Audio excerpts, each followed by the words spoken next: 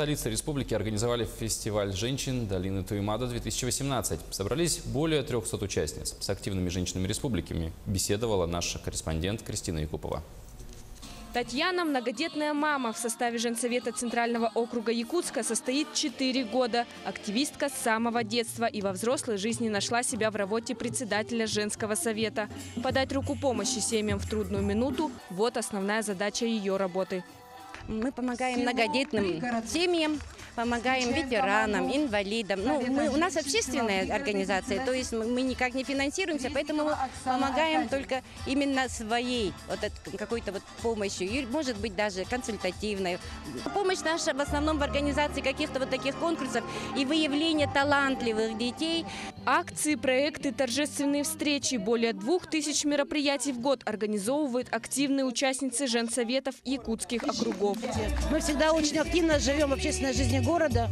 И сегодня мы хотели устроить им такой праздник души, чтобы они могли показать свой творческий потенциал, все свои возможности, как, наверное, и есть истинная женщина, которая может объединять и творчество, и семью, и работу. Фестиваль является традиционным праздником женсовета. Он ориентирован в первую очередь на сохранение и укрепление традиционных ценностей. Женщины, объединившись, обмениваются опытом, способствуют развитию гражданской активности общества.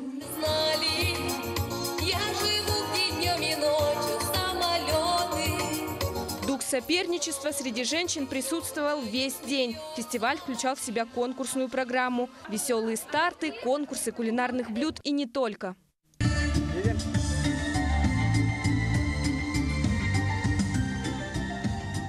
6 конкурсных этапов. Один из них – музыкально-творческий конкурс «Битва хоров. Города и люди», где команды представляют по одному песенному номеру. Оцениваются вокальные данные, артистизм и зрелищность музыкального номера. Оценить таланты участниц фестиваля смог гость из Москвы Владимир Вайнер. Он является одним из федеральных экспертов в области некоммерческих объединений. Это здорово, и то, что я уже увидел, это все реже встречается в городах России. Когда есть такое объединение людей, когда есть советы, которые общественные, женские советы, которые объединяют людей и создают такой и соревновательный дух, и в то же время дух дружбы, любви и такого взаимодобрососедства, наверное, городского. Это очень здорово.